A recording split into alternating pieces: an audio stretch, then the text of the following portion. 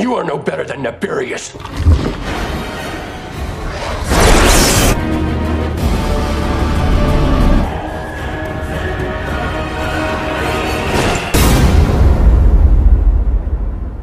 Halo kom-kom rebahan dimanapun Anda berada, berjumpa lagi di channel kesayangan dan kebanggaan kita.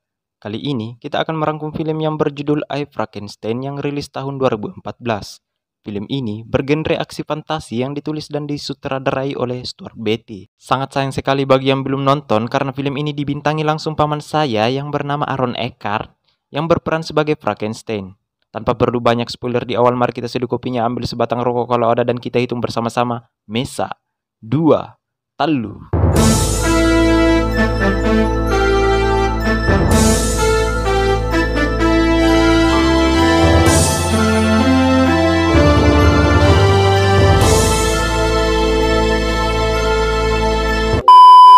Berlatar belakang tahun 1795, tepatnya di musim dingin, terlihat seorang pria tengah membawa jasad seseorang untuk dikuburnya. Ternyata ini adalah jasad seorang ilmuwan yang bernama Victor Frankenstein. Sedangkan pria yang membawanya itu tak lain adalah ciptaannya sendiri loh. Kilas balik beberapa hari sebelum kejadian, Victor Frankenstein adalah seorang ilmuwan cerdas yang berambisi menghidupkan orang yang sudah mati.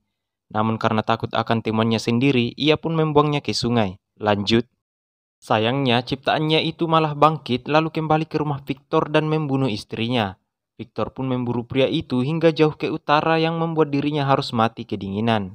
Disinilah pria itu membawa Victor untuk dikubur. Beralih di waktu sekarang di mana pria itu tengah mengubur tuannya sendiri. Datanglah 4 Saiton menjemput paksa pria ini untuk dihadapkan ke bos mereka bernama Naberius. Permintaan itu kemudian ditolak dan terjadilah keributan. 2 dari Saiton itu berhasil dibunuh dan hal itu ternyata diketahui 2 bangsa gargoyle bernama Ophir dan Kezia yang sedang jaga di daerah itu. Saat pria ini terdesak dan pingsan, datanglah Ophir dan Kezia membantunya dan membunuh 2 Saiton itu.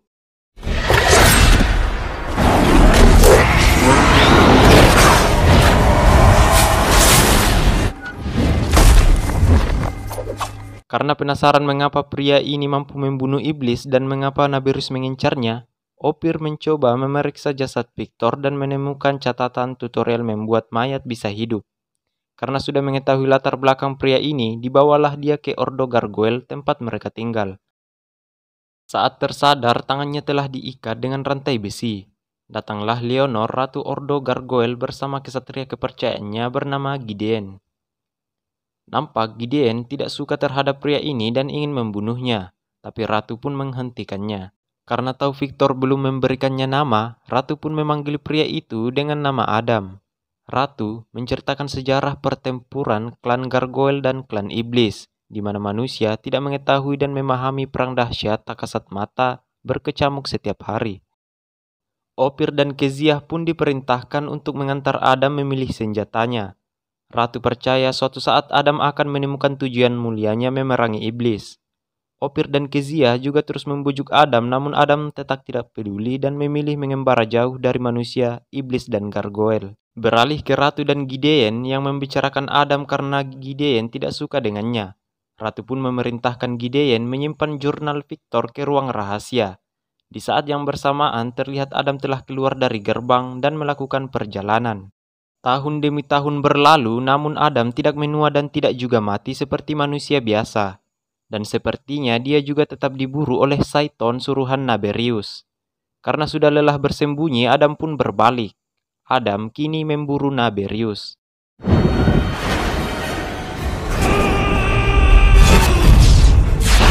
I had hidden long enough. Setelah 200 tahun lamanya, terjadi banyak perubahan di kota. Perkelahian pun terjadi di gang sempit yang menewaskan satu polisi yang mencoba mengamankan mereka. Saat Adam mengejar Saiton yang kabur, ia malah ditangkap oleh Ophir. Scene berpindah di mana terlihat seorang pria misterius yang bernama Wessex bersama dengan 2 orang ilmuwannya yang mencoba menghidupkan tikus mati dengan peralatan dan teknik modern. Tidak disangka, eksperimen yang dilakukan selama 3 tahun ini berhasil menghidupkan seekor tikus yang tadinya sudah mati. Terungkaplah ternyata pria lansia misterius yang bernama Tuan Wessex ini tak lain adalah pangeran kegelapan yang bernama Naberius.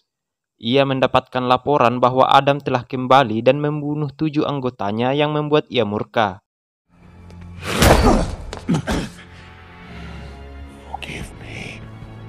Beralih ke Adam yang dibawa Ophir ke Ordo, ternyata dilihat oleh mata-mata Naberius yang bernama Zuriel.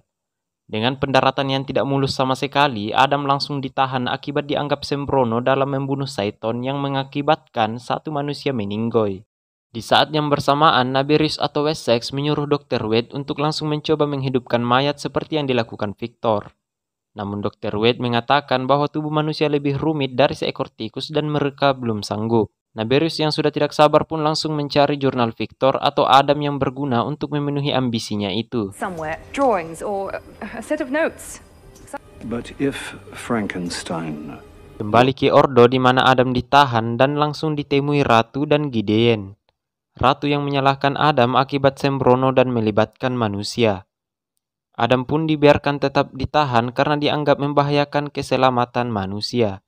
Di sini terungkap bahwa Adam sebenarnya bingung karena dia merasa bahwa dirinya bukan manusia, bukan pula bangsa gargoyle dan iblis. Di luar katedral, ternyata rombongan iblis berkumpul untuk menyerang Ordo. Hal itu langsung dilaporkan oleh Ophir dan Kezia dengan perkiraan bahwa ada 50 iblis yang berkumpul di luar. Setelah Gideon cek, ternyata rombongan iblis itu telah menyerang.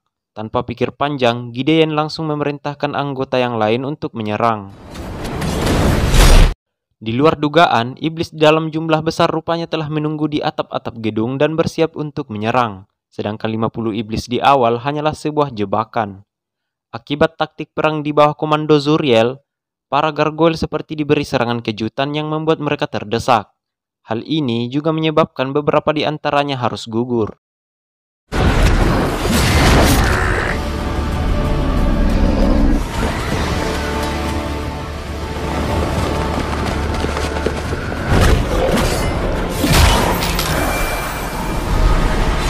Melihat hal itu, Gideon memerintahkan Ophir dan Kezia untuk menjaga Adam, sedangkan dirinya dan gargoyle yang tersisa akan melawan iblis yang telah berhasil masuk katedral. You're our last line of defense.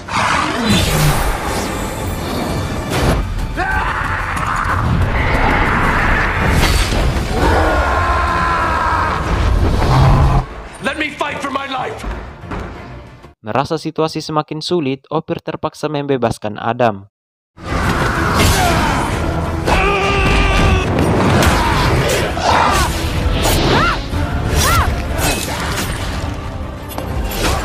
Tidak berselang lama, nampak Kezia terluka parah sedangkan Ophir harus gugur terlebih dahulu. Jam menunjukkan pukul 12.00, namun para iblis ini seperti tidak ada habis-habisnya. Dan Kezia juga harus gugur menyusul teman-temannya. Akibat Gideon yang lagi-lagi terpancing jebakan, seketika serangan pun berhenti dengan terculiknya Ratu untuk ditukar dengan jurnal Victor. Demi menyelamatkan sang Ratu, Gideon nekat datang ke lokasi barter yang telah ditentukan, tanpa pengawalan dan senjata. Ternyata Adam telah menyelinap masuk tanpa mereka sadari. Your Majesty. You should not have come. Weapons! I no longer know. When I return to the cathedral... Saat Ratu telah dibawa pergi Gideon, Adam langsung melompat dari persembunyian untuk mengambil jurnal dari tangan Zuriel. Saiton pun menyerang Adam yang membuat Zuriel berhasil kabur. Meski begitu, Adam berhasil membuntuti Zuriel dan menemukan markas para Saiton. Saat Adam menyelinap masuk, tidak disangka ia menemukan puluhan ribu mayat yang tergantung seperti kepompong. Terungkaplah mengapa catatan itu begitu berharga bagi Naberius. Ternyata ia berencana untuk menghidupkan semua mayat itu sebagai wadah Saiton-Saiton dari neraka. Berpindah ke laboratorium di mana Dr. Wade dan rekannya sedang mempelajari jurnal Victor. Tiba-tiba, Adam menerobos masuk yang membuat mereka panik.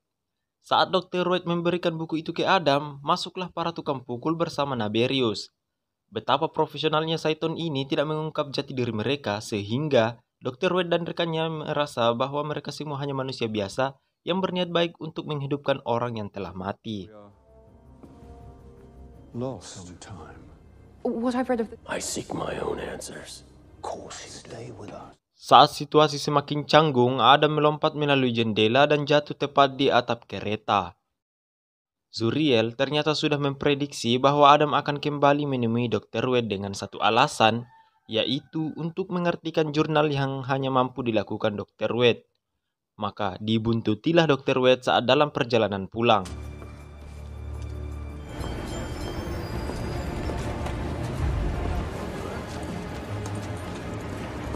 Sesuai prediksi, Adam benar kembali menemui Dr. Wade dan mengajaknya pergi bersama. Dalam perjalanan, Adam mencoba memberikan pengertian ke Dr. Wade bahwa dia bekerja pada orang yang salah alias pangeran kegelapan bernama Naberius.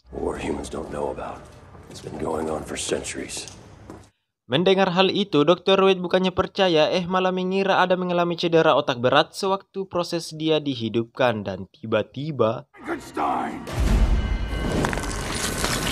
barulah Dr. Wade percaya pada Adam.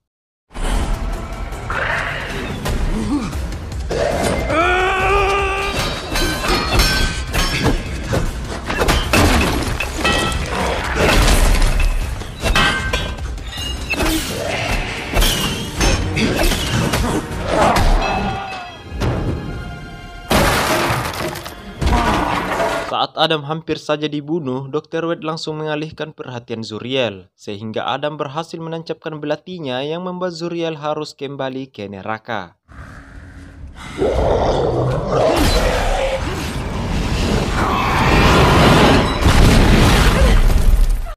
Setibanya mereka di tempat aman, Dr. Wade mencoba mengobati luka Adam. Dalam perbincangan mereka, Adam seperti mulai menemukan jati dirinya dan alasan mengapa dia harus melindungi umat manusia. Dr. Wade juga telah membaca jurnal itu seluruhnya.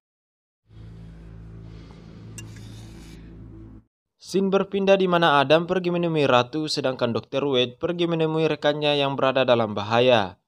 Tujuan Adam menemui Ratu adalah untuk memberitahunya tentang rencana besar Naberius yang telah ia lihat. Saat Adam pulang, ternyata Ratu mengutus Gideon untuk menghancurkan jurnal dan membunuh Adam. Ini semua bertujuan untuk melindungi umat manusia. Adam yang dalam perjalanan menyadari kalau dia sedang diikuti. Dia pun mengambil sebuah kapak untuk berjaga-jaga dan mengamankan jurnal.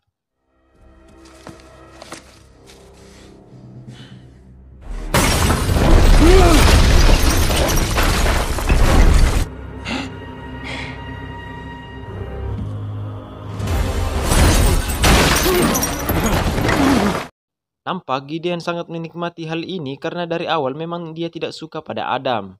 Sayangnya, Gideon harus gugur akibat kecerobohannya sendiri.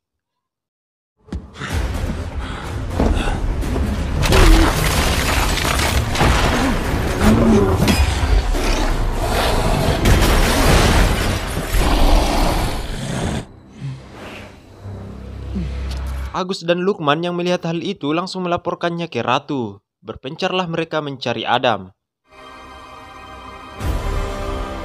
Di tempat lain, Adam sendiri menemukan belati yang telah diberikannya ke Dr. Wade. Taulah dia bahwa Dr. Wade telah diculik para iblis. Scene berpindah di mana Dr. Wade dipaksa untuk melanjutkan eksperimen yang tertunda. Karena rekannya telah dibunuh, tak ada pilihan lain selain menuruti perintah Naberius. Alat yang dioperasikan Dr. Wade ternyata terhubung dengan rangkaian mesin raksasa tempat puluhan ribu mayat yang secara otomatis akan menghidupkan mereka semua. Di sisi lain, terlihat Adam membakar jurnal Victor kemudian menampakkan diri di depan Ordo. Salah satu gargoyle yang melihatnya langsung melapor ke Ratu. Entah apa maksud dari Adam, namun nampaknya hal ini sesuai dengan rencananya, yaitu memancing bangsa gargoyle keluar.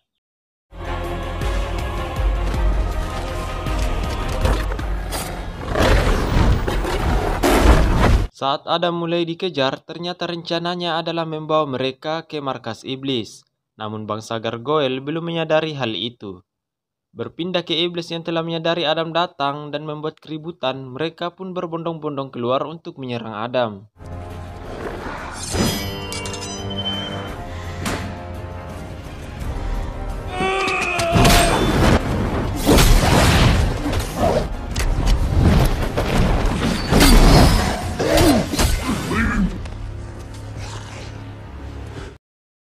Melihat Adam mulai dikeroyok Satan, dengan kaget Ratu baru menyadari maksud Adam yang sebenarnya. Demi tugas suci melindungi umat manusia, bangsa gargoyle pun menyerang para iblis.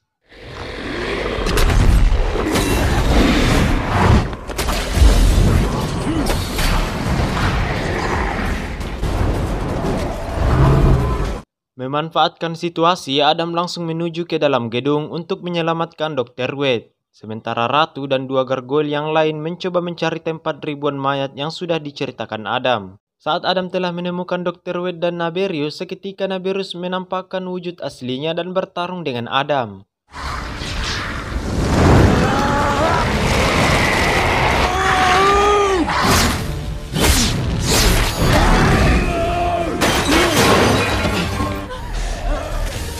Naberius yang terlalu kuat membuat Adam kewalahan. Naberius pun membaca mantra memanggil para roh iblis dari neraka dengan tujuan merasuki para mayat hidup yang tak berjiwa seperti Adam dan mayat hidup lain.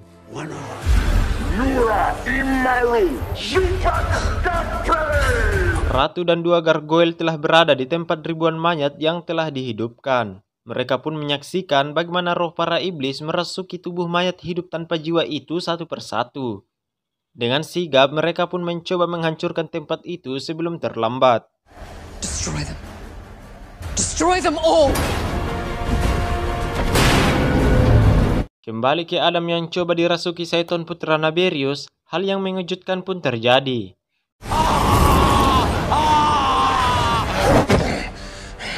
Welcome, my son. I am not your son. Adam ternyata tidak bisa dirasuki roh iblis yang menandakan Adam ternyata memiliki jiwa. Dengan gercep Adam langsung mengambil potongan benda tajam kemudian melukai tubuh Naberius dan terbentuklah simbol suci gargoyle yang membuat Naberius kembali terjebak di neraka.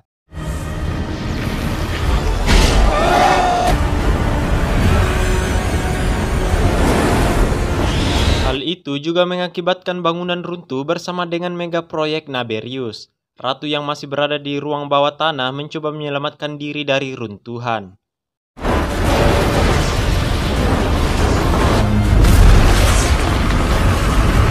Disangka mati, Ratu ternyata selamat sekaligus menyelamatkan Adam dan Dr. Wade.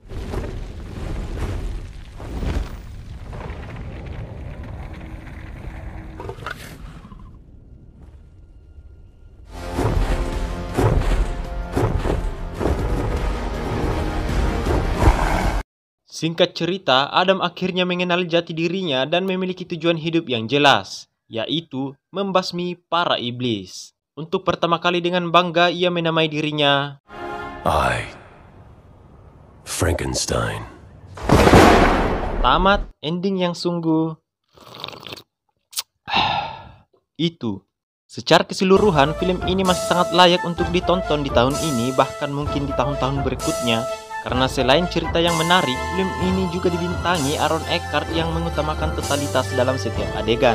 Saya bersama rekan kru Gila Movie pamit undur diri karena besok harus terbang ke Irlandia dalam rangka peresmian kantor cabang Gila Movie di sana.